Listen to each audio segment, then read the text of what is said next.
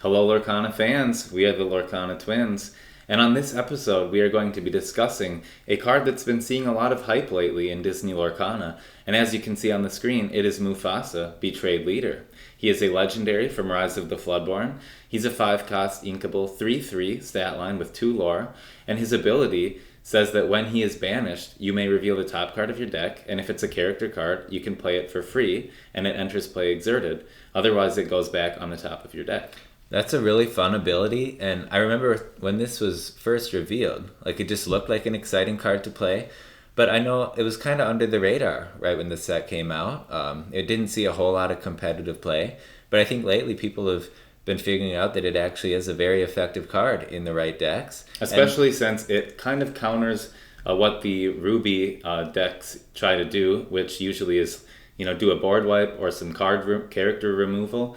And so when this gets removed, it just gives you an additional potential for a character to hit the board that can threaten some additional lore on your next turn. Yeah, and sometimes whatever character might be played as a result of Mufasa being banished could be even more of a lore threat than, Mufasa himself. So it's kind of one of those cards where, if you're feeling the pressure, your opponent's questing a lot and they've got Mufasa on board, you want to remove him, but you just don't know what'll happen when you do. So it adds a lot of excitement to the game, some unpredictability. And he also works nicely with cards that come into play with on-play effects, because if he is banished and then a card generates on your side of the field that has an on-play effect, you're allowed to use it in that moment. So there's interesting ways you can generate value with this card. Yeah, and we thought we'd explore, the full spectrum of deck ink pairings that you could try to fit Mufasa into. I know there's been a couple ink pairings, specifically, lately it's been Green Fasa, and then there's also been the Ruby Amber Mufasa builds that have been pretty popular.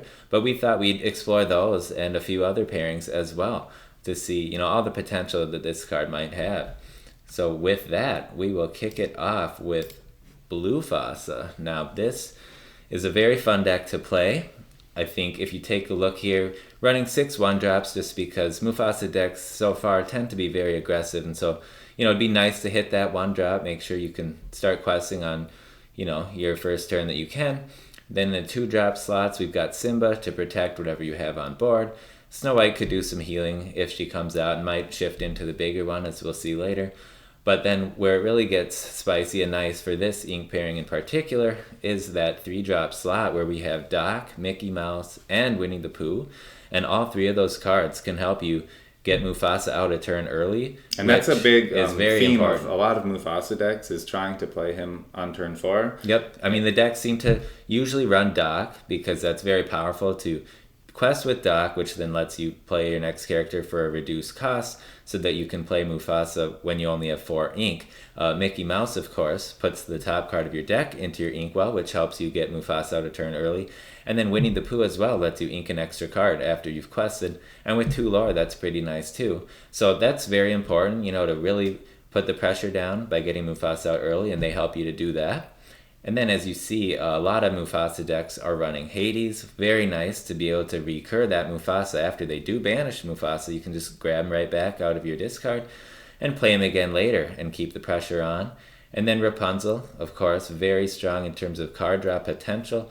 She also has 2 lore herself and 5 willpower, so if she does pop out a Mufasa, you might get to draw some cards. She might, survive the turn so that you can start questing with her immediately and get value that way. And then, you don't always have Mufasa in your hand. That is the optimal drop with the 5 ink, but if you don't, there's other options in here. So you have Maximus to protect your board because it is an aggressive deck. So some of the characters might not have the best stats, but he would definitely help there.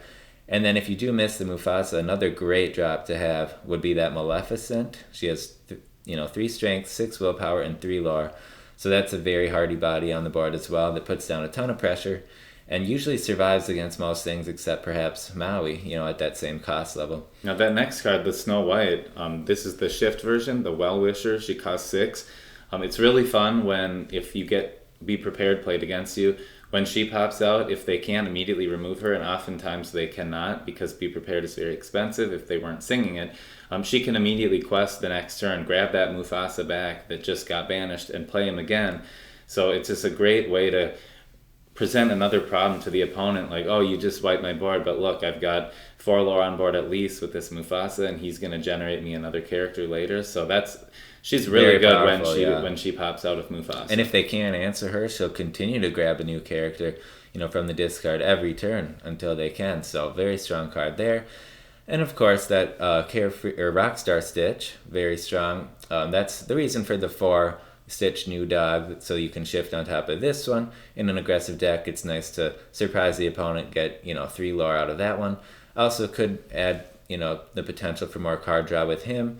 And then if he does appear out of Mufasa as well, it's just another well-statted body that can threaten 3 lore on the next turn. And then some of the top end cards, Gaston, I know it's uninkable, but with the ramp in this deck, it's not much of a problem.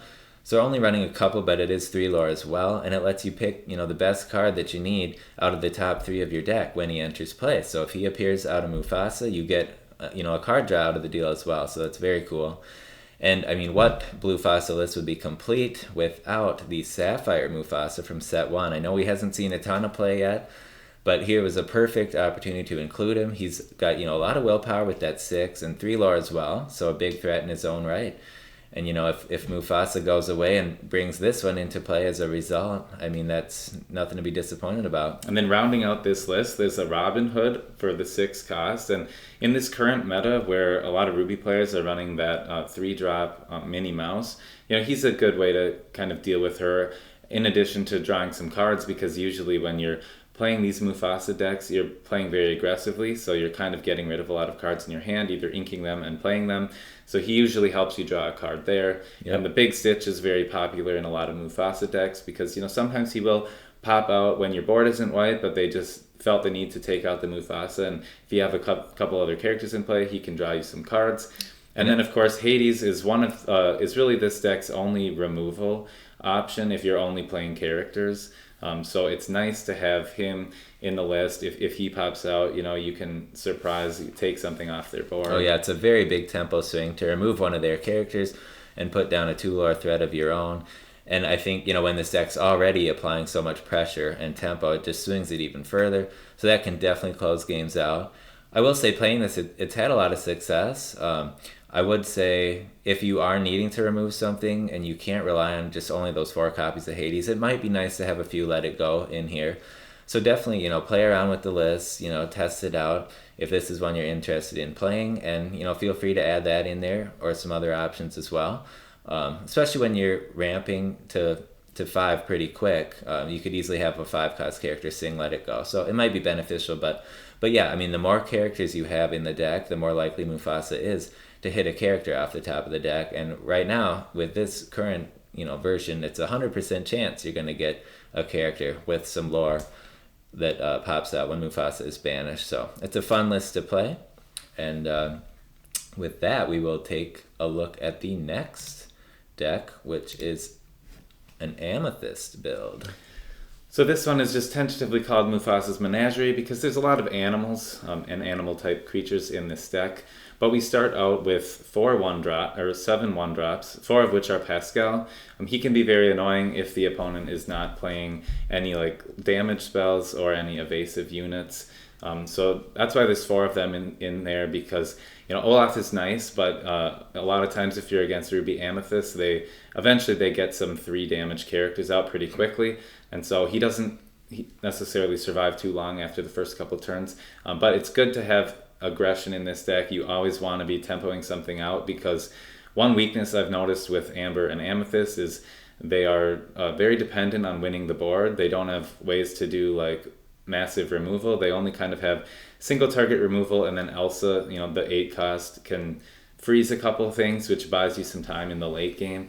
But you really want to kind of try to keep a wide board, because once your board starts getting wiped, then it's harder to come back against certain deck types. But so then we have on the 2-drop Simba. Again, he's just a good way to protect some units. Cusco, I really like this, the 2-drop Cusco, because one thing I wanted this deck to do is just draw a lot of cards using characters. So I'm only playing characters in this deck right now. So when you can't use friends on the other side, you really need ways to draw cards through your characters. And Cusco is a great one because he just feels good, like on a Be Prepared. You know he's going to help you refill your hand.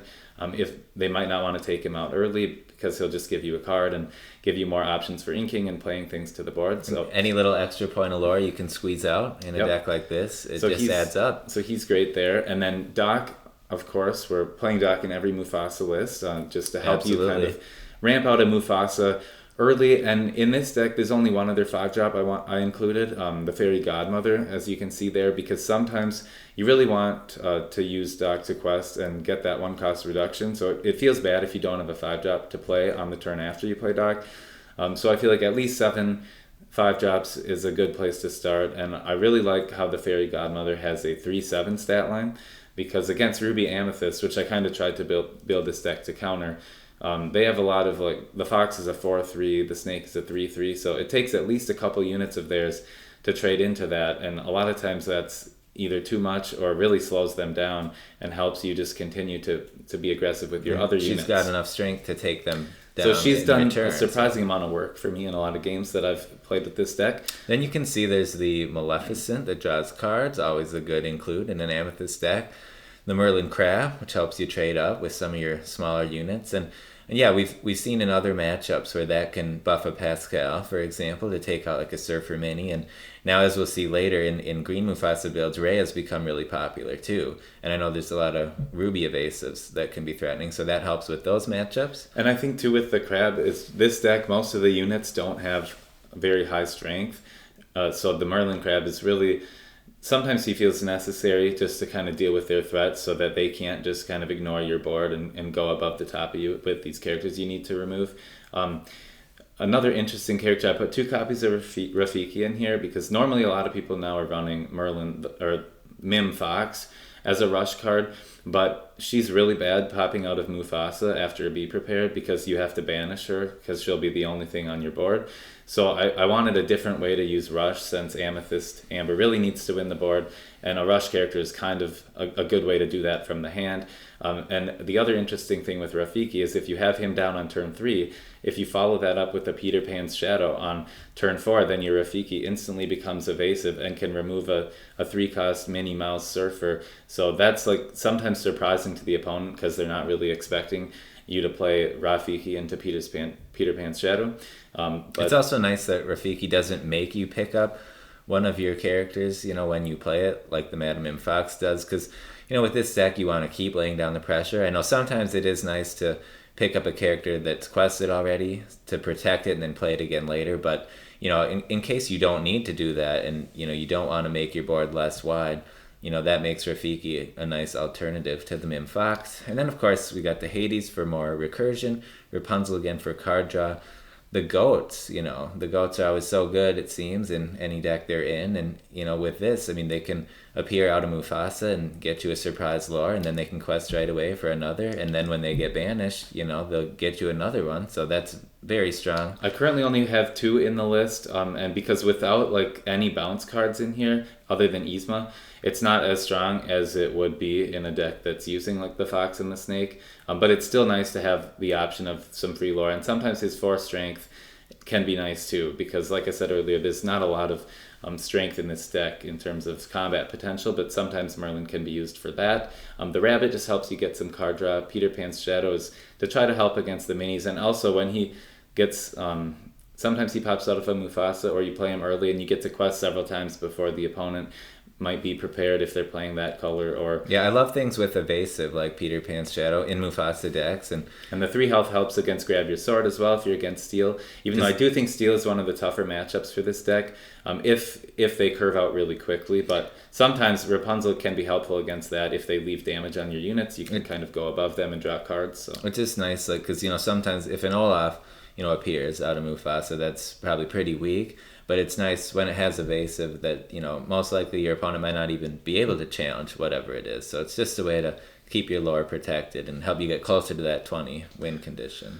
So then after the Fairy Godmother, there's 1 copy of the 6-cost Snow White. I really wanted to play more, and I initially had 2, but this deck seems to have some trouble with inking at times because of some of the expensive uninkables if you draw a couple elses early, which has happened to me a few times, it can be hard to get to that 5 ink that you want without needing to ink like a Mufasa or something. So I had to cut back on the Snow White, but then I have a couple of the Rockstar Stitch there, and then 3 Yzma, since she's one of the only forms of removal in these colors, especially on a character. And then Stitch just for the potential card draw. Ursula's a nice bigger body that can help a little bit with taking lore from the opponent and drawing cards. And then Elsa, I think, is really the star of this deck. Sometimes she can pop out of Mufasa and surprise stun a couple of their units and then immediately quest for 3 on the next turn, which can be great. So I think this deck is a lot of fun. Yeah. When it's really popping off, it just feels amazingly fun to play. And I've had a very favorable win rate into Ruby Amethyst, so that is probably like the easiest matchup I find for this deck. And I don't like it as much against Steel, as I said before, but it can still work against Steel. And I think if there's a lot of Ruby Amethyst around, this seems to handle it pretty well. So, but yeah, there's a lot of things that could be tweaked about this too if you just want to play around with this list. You might consider adding in some of the Stitch new dog maybe in place of Olaf if you want the potential to shift. But that 3 willpower, it is pretty nice in the current meta too, because things like Teeth and Ambitions and Fire the Cannons, people might just use that to take out that Stitch if they're afraid of the shift. Yeah, I initially had him in there. You could work him in there. I tried him initially, and there weren't a lot of times where I actually was able to shift him up and felt overly great about it, but and sometimes maybe that's just a personal preference. So when you're shifting up, your board's not getting any wider, and so if they do have a removal for that, then both your characters are gone. So yeah, sometimes you might just rather play it for 6 or hope that it appears out of Mufasa. But yeah, it's been a lot of fun to play so far. Now we will move on to Green Fasa. Now this was popularized by, the current build here, by RMB. Now this is a very cool, innovative list that really took the community by storm. And it was just cool to see an aggressive deck that can really kind of go toe-to-toe with Ruby Amethyst and Steel Sapphire and some of the popular decks right now that are more control-y. And this has really given them some problems. And I've played this deck a lot after it was released for the community to see, and yeah, it's a lot of fun to play. I love Pain and Panic from Hercules, so really cool to see them be effective in a deck. And again, we have some of the same Amber cards here. Stitch, the Queen is very powerful. She can shift up into the big Queen. Kind of an interesting play. If you have the Queen on board, you can shift into the bigger Queen on turn 2, and then sing Bibbidi Bobbidi Boo with the Queen, bounce her back to your hand, and just play Mufasa. So all of a sudden on turn 2, you've got Mufasa on the board. So you can also incredibly fast. You can also add her 4 strength when she quests to Pain, and then he will have the 5 strength he needs in order to quest for 3. And of course, Panic can do the same for Pain. And Doc, gets your 5 drops out sooner. Tinkerbell's just another nice evasive unit, so if they don't have cards in their deck that kind of counter her, she can maybe easily get a couple lore per turn for a while. And Ray is kind of the same thing, but at a nice 5 drop, and he's worth 3 lore, so he can be very aggressive. And I think one of the funnest cards in here too is the Genie on the Job from set 1. Just a very strong tempo play. I know I've lost games against this deck where I was just about, questing to 20, and, maybe I had an Elsa on board, and it got bounced back to my hand like 3 times because it did some Genies, and yeah, I mean, that's very effective. So very cool to see that in the deck. And if that appears out of Mufasa, it might really slow the opponent down. And on top of that, it's got evasive, which just makes it even better. So really fun deck. I will say, if you wanted to consider some other options in the green ink color, Emerald, just take a look at a few here. Lucifer is an option. I know this isn't a discard deck, but it's a very aggressive deck, and so your opponent is probably, fighting to try to keep pace with you and shut you down. And if you either get this out of Mufasa or play it on 5 as well, because you can get to 5 a little quicker with Doc, you'll just thin their hand, and that reduces the amount they're able to ink to. It reduces the options they have in hand to deal with your threats, and it might just be, the little hindrance or roadblock you throw at them that helps you get over the finish line before they can finally wrest control of the board back. And John Silver's very fun for control, either just stopping aggressive things from questing. If he pops out of Mufasa, he can immediately activate that effect. And then if he's already in play on the next turn, he can quest and activate his effect again while getting 2 lore, so that's very fun. And Mother Gotha's kind of similar in the way that if she pops out, you'll be able to exert her immediately. She'll already be exerted when she comes out due to Mufasa's effect, so then your opponent can no longer quest that turn until they find a way to get rid of her first. And if she's still in play, she can quest for 2 next turn and apply her effect again, so that's very fun as well. And then you can see the Dr. Facilier, the 7-drop. Hasn't seen too much play yet from what I've seen of this set, but looks very effective in this type of deck because it's got that ever important evasive. It's got 3 lore and 4 willpower, which gets around things like smash and fire the cannons, teeth and ambitions. And then he has the effect where when he quests, you can choose an opposing character and then they cannot quest next turn. So again, if you're in a tight race to the finish, if you're each kind of playing aggressive decks, this might really help you lock down their best quester turn after turn. And if they can't answer the evasive, they'll never get to quest with whatever you don't want them questing with. So that's really effective. The big Cheshire Cat, just another evasive target with high willpower, hard to remove, and 2 lore. And then I guess if you ever needed to use his ability where you can exert him to banish a damaged character, that could be cool too. And then the 8-cost Genie from set 1 that also has not seen a ton of play. It's just another evasive 3 lore threat. And I suppose, there's not too many actions in these types of decks, but, the list above is using that Bibbidi Bobbidi Boo. And when Genie quests, you can play a 5-cost action or less for free. So, you could quest with him and play Bibbidi Bobbidi Boo and use that to some other effects. So, a lot of cool options. You could surprise shift him onto the 6-cost Genie as well, to get an extra lore that you were 1 away from the win or something, which the opponent might not expect, although he is pretty expensive and not inkable, so I do think he might be a little difficult to pull off most of the time. But just the fun thing about Mufasa is he might hit that and you might basically get him for free. Yep. And I did play some version of this at a recent multiplayer match at our local store where actually all 3 of the people in the multiplayer pod were all playing a different Mufasa deck. So it was very wild and unpredictable and a lot of fun. But yeah, just different cards to consider within the Emerald Ink color. And now we will move on to Steel. Now this list was created by the Forbidden Mountains Dan. So he said that he took this to a tournament, or a similar version of this, that had 17 players and ended up placing second with this list. So it sounds very effective. And he said he will go into that in greater detail. So they make a lot of great content at the Forbidden Mountain. If you're interested in hearing them talk about this list in greater detail or seeing any of the other meta reports, definitely go check them out. What I noticed immediately about this one is there's 4 1-drop characters and only 1 2-drop. So it seems like on turn 1, they're probably trying to get maybe a Cinderella down. And then on turn 2, drop probably another 2 1-drops or a 2-drop.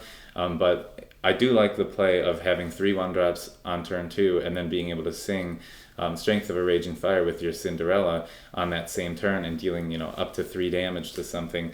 That can take out pretty much anything they might have, including like in Ruby Amethyst, oftentimes they'll try to have an Olaf or a Snake in play, and so that's a way to remove that. Yeah, it looks very aggressive, and then with the option of playing bodyguards like the Simba or the Prince, who has resist built in to protect all your aggressive units, and then Tiana as well. Yeah, I love the Tiana include here. I think she's starting to see more attention lately, and as an like the top end of an aggressive build, she can really kind of frustrate the opponent because her resist makes it hard to trade her out if you're not using like strong characters. And then also the effect, like if you can bring her effect online, making your opponent unable to play actions. Sometimes they need actions, to advance their own game plan, whether that's like a whole new world in a deck that wants to refill their hand, or be prepared in a deck that's coming from behind and needs to have a board clear. So right, because when Tiana's exerted and you have no cards in hand, your opponent cannot play any actions. So in a deck like this, where you're trying to dump as many things onto the board as you can, it seems like very probable that you could get her effect off. And I love the 5-cost Beast as well, because even if your hand is empty and you've exerted your Tiana, then on the following turn, your Beast can draw you an extra card. So you should always be able to either ink something and then play the other thing. I think the Sad Beast, as a lot of people like to call him, is, clearly a very powerful steel card from this set. And it's also at that 5 ink cost. So, if you don't have your Mufasa, you can, quest with Doc when you have 4 ink, and play the sad beast instead, and that'll help you draw more, which I guess will help you ink more or have more aggressive options to lay down. And really focusing on some resist in this build with that 6 cost Hercules as well, and minimal amount of actions, but there are some good songs to use as removal if need be, and then the mouse armor as well to add extra resist to with protect this being a units. Mufasa deck, that's probably why there's a lot less actions than a typical Amber Steel like song type deck would have. Yeah, so this it looks looks like a fun list. only 10 cards are not characters, which is very good for Mufasa. And yeah, I'm excited to hear more about this deck when the Forbidden Mountain puts out a video on it. Yes, and then thought we'd just go over some additional options for Steel if you wanted to do a more big, like high rolly, large character type of build. So some options here would be the Beast that costs 6, and he soaks up, if your characters would take damage, he takes it instead. So if you've got a really wide board that they've failed to trade into so far, but they're about to, now all of a sudden they have to do 8 damage to your characters before they can get rid of this beast, and then they can finally start taking your other characters out. And when you've got a lot of resist baked into the deck too, I mean, that just might be a tall order. So here's Kronk as well, just a big character, 5 willpower, resist, and he's got 2 lore, and has Tinkerbell's effect that when he challenges something and takes it out, you can deal 2 to another character. And Mickey Mouse at 6 cost, he's a nice 2/7 bodyguard. So a lot of willpower on him makes it hard for the opponent to get through before they get to your other characters. And then Big Cinderella, of course, if you are playing the smaller Cinderellas, she could already shift on turn 5. And then her resist is just very nice with this color pairing as well, because the fact that you can shift her on the smaller Cinderella, plus sing songs with her and challenge ready characters if you need to. She's just very versatile. And then we have Gantu, who has not seen a whole lot of play yet. But, why not test him out in a fun deck like this? And who knows, if he appears out of Mufasa early in the game, I mean, maybe your opponent has some 2-cost characters or less, and all of a sudden, I mean, if you're playing an aggressive deck and they want to use those to challenge you and slow you down, they won't be able to. So I don't know, maybe he could have, some slight spiciness in this deck, perhaps. I don't know. I'm thinking probably not, but we'll try to make him work. And then I think the dream in this deck, if you're really going for that high roll, would be to hit either a Maui, 3 lore, 8/8 for 8, or Goofy, a 4 lore, 10/10 for a 9 cost, out of your Mufasa. That would just close the game pretty quick, I would think, because normally to wait around and ink that high to play some of these that don't do anything on play, pretty slow. But if your opponent, takes out your Mufasa and can't clear these, then you're just going to be able to start questing with them immediately. And I will say, when I built a deck like this and tested it a few times in the very first game, Goofy appeared out of my first Mufasa, and yeah, the game ended pretty quickly thereafter, and it was a lot of fun. So maybe a little bit more high rolly, but yeah, I would say, kind of Mufasa decks tend to be a little more that way in general, unless they're really fine tuned. So if you just want to have some fun with it, these are some ones you could throw in there.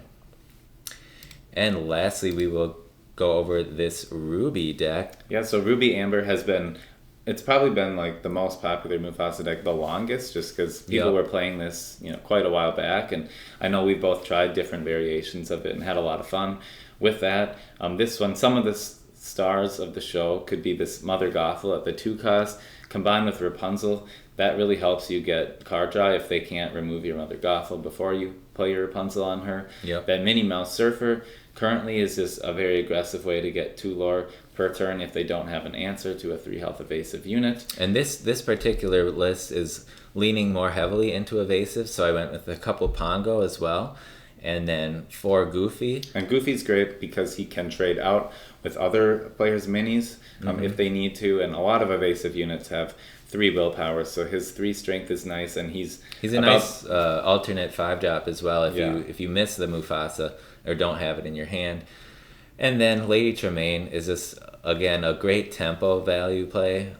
So if Mufasa spits out a Lady Tremaine, I mean, that's a great time. And the Rush Maui and the Rush Scar, those can help you whittle down your opponent's board, leaving your other characters free to quest and get you closer to that 20 lore that you need to win. And then Brave Little Tailor Mickey, I thought this would be a perfect list to work him in there. If he appears for Mufasa, it's a 4 lore quester again, and on top of that, it's got evasive and 5 willpower. And I mean, most things with evasive just don't have the best stats, so they're really going to need some kind of removal spell to get rid of this guy. And he's always inkable, so early game. If you don't have him, you just ink him. You can just ink him. I would definitely mulligan him back into your deck if you see him in the early game. Just increase the odds that he maybe appears out of Mufasa, but just a fun deck to play him in, and this deck has been having a lot of success overall. And I know Steadfast, who is another content creator who's done a lot of great videos for Lorcana, he recently updated his Ruby Amber list, which might have a little more top end stuff, like the Maleficent Dragon, which is a very fun card. I will say in one of the multiplayer matches I played, that dragon saved the day for someone when it appeared out of Mufasa, so definitely one that could be included. It just seems like you typically don't probably have the ink to get up to 9 to just play it outright, and the odds aren't great that it probably appears out of Mufasa, so I opted not to put it in here, but it's a great option. And then be prepared. I do think after playing this, there are some games where you definitely fall behind on board and you just need to reset it. So I could definitely see that, I would probably opt for playing at least a couple Be Prepared in this list as well. Yeah, I do think there's some matchups where you're just not going to be ahead on board with this early, and you do need that. And it's probably worth the risk of, once in a while, maybe accidentally hitting that with your Mufasa. Yeah. But sometimes, if you need it anyway, you'll be happy to see that it's the next card you're getting. So true. So yeah, that's a look at that. And with that, I think we covered all 5 ink pairings. We didn't do a mono amber, all amber Mufasa deck. So definitely be interested to see any of those if anyone gets creative. I suppose I would probably just double down on some of the amber staples we've been seeing across all of these lists and then adding in some more. But yeah, those were the different pairings with Mufasa. So now we will get into our spoilers of the week. There were just so many this week that we thought we couldn't pick just one. So we're just going to highlight a couple. And first we will start with the very first legendary to be revealed for the upcoming set Into the Inklands, and that is Jim Hawkins, Space Traveler. And I know a lot of people, ourselves included, were really excited to see Jim make his way into the game, and this card looks great. Like John Silver was a huge surprise in set 1, and so I was surprised that in set 2 we didn't get any Treasure Planet characters or cards. Right, me too. But now with this, we can see that we're finally getting some more Treasure Planet. So Jim Hawkins is a 5-cost inkable, 4/4 stat line. He's got 2 lore, and he has 2 abilities on him. The first one, this is it. When you play this character, you may play a location with cost 4 or less for free. So right away we can tell that he synergizes with locations and any strategy that's going to be playing with locations. So this might be one of the best, if not the best, effects that kind of help you aggressively play locations out, because if you are playing a 4 cost for free, you're essentially spending 9 ink, or 5 ink is becoming 9 ink. And then that's not all, because he gets to take the helm. Whenever you play a location, this character may move there for free. So this all sounds very powerful, and so far we've only seen 2 locations, and they only cost 2. And they don't have any effects on them that he would benefit from necessarily, other than the potential resist. Resist 1 from the Maui's Place of Exile would help him survive things. But I will say that, even just the locations we've seen, they do have some use, and they only costed 2, so I'm sure the 4-cost ones will just be even more powerful. So to get to cheat one out with this could be very effective. And then each location also has a cost to move characters to, and the ones we've seen so far, it costs 1. But I'm sure some locations will be more expensive to move characters to as well. And what I think will really make him strong is the higher it is, the more value you'll get. If there's locations that give you a positive effect when you move something there, then Jim could play the location for free, move there, and then trigger some other positive effect. So hopefully some of those 4-cost locations will have strong effects that Jim will want to trigger by moving there for free, and kind of like surprising them, doing it all on the turn that you play it. So I think he's going to be very fun to try to build location-based decks around. Absolutely. Yeah, and I'm excited to see how powerful this card ends up being, because, at first glance, it looks pretty strong. We'll just have to see how big a role locations end up playing in the overall meta. I love the art on this. It really catches my my thoughts and feelings about what Jim represents in the Treasure Planet movie, but I could also see this Looks being a very great, adventurous, which also fits like into the Inklands theme very well. and I could see this being a great card to have an enchanted version for. So Oh, yeah. I'm kind of hoping for that, but Same. we'll have to wait and see. And now, since we're twins, we thought we would cover a dynamic duo that was making a reappearance in set 3, and Everybody's favorite eels, Flotsam and Jetsam. Yes, so they have the Riff Raff subtitle. I do like how they both have the same subtitle, much like they both have the same subtitle in set 1. Yeah, and the art, it appears to kind of be a continuation if you put the cards side by side. And then they have the ability, well, Flotsam has Eerie Pair, which says your character's name Jetsam, get +3 strength. And he is a 3-cost, inkable, 5 strength, 2 willpower character with 1 lore. And then you have Jetsam, who also costs 3, is also inkable, only has 2 strength and 2 willpower, but if he's getting the buff from Flotsam, he will also have that 5 strength. And then in addition, Jetsam has 2 lore instead of Flotsam's 1, and he has the same named ability, but instead his says your character's named Flotsam gain ward, and Jetsam himself has ward, so... I think their costs are a little awkward, being each at 3, so, if you're playing one of them on when you have 3 ink and one when you have 4. Kind of playing off curve. It's a little off curve. However, these can work with the previous Flotsam and Jetsam from set 1, which were in the amethyst ink color. Mm-hmm. So now, there may be some benefit here to say, depending on which effect you value more in your deck, maybe you really like the fact that Jetsam has ward and two lore and can give your other Flotsams ward.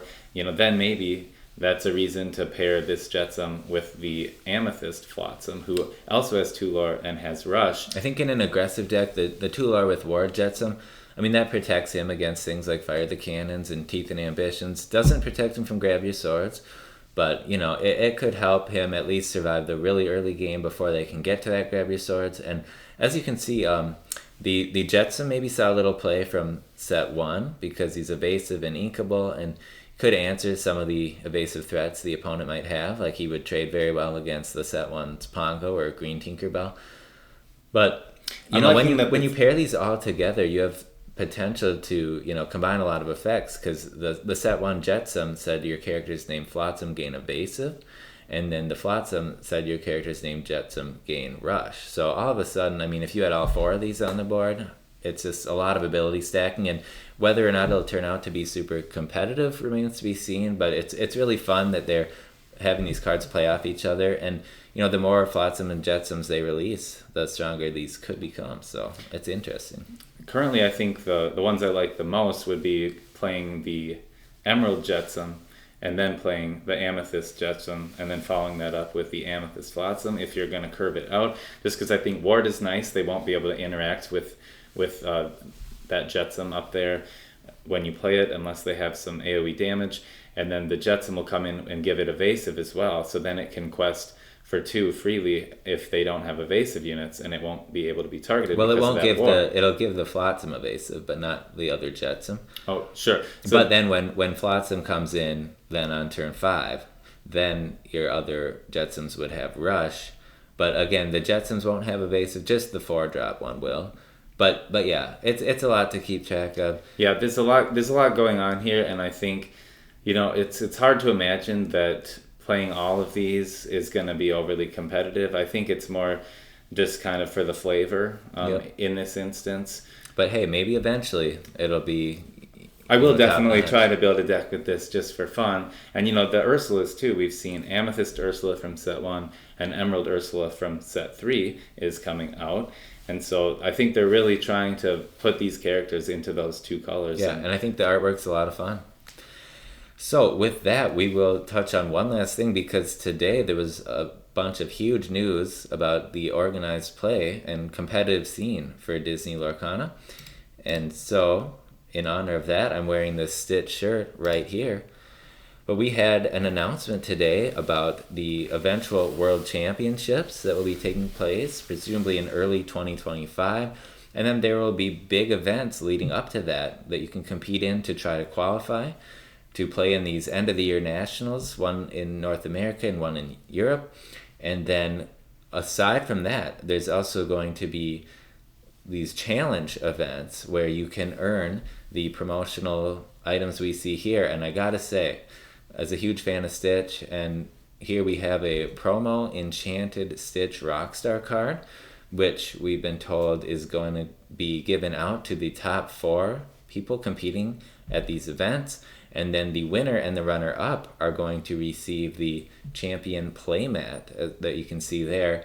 And these are just looking gorgeous. I mean, amazing. I bet they're going to be super sought after, and we're going to be very excited to try to compete and try to win some of these. I don't know like how big the events are going to be in terms of number of competitors, but it sounds like they're going to be a very big deal. I bet a lot of people will want to compete for these. Yeah, and this is exactly based the kind on the of exclusivity of it. You know, if you win this, you're going to feel really proud of the accomplishment and happy that you kind of have some cool swag to show off your, I think this is the kind of history where you won one of these exciting events event or that did well. we were hoping would be run by Ravensburger, and I think it'll really get a lot of people into the game that aren't already, that have maybe been waiting on the sidelines to see like what kind of competitive offerings Lorcana would have. And yeah, I think this is just really exceeding, you know, any expectations I had. I already had high expectations though, because I've been really impressed with everything, you know, how the cards have been designed and the game's played so far. And I know the company behind it seems to have, you know, really good intentions for the game and planning for it long term. So this is just really cool to see. It'll give us that extra incentive to go out there and compete, even though we were already really excited to do that. And I really like too how they're taking a character from a previous set and then giving it the enchanted treatment. So it's nice to see like they're gonna have the option of revisiting past characters that were popular and you know, using them as kind of like promotional incentives for doing well in these tournaments and events. And you know, there's just a lot they can do with this going forward. And you know, will there be a different playmat like this for every set? You know, who knows?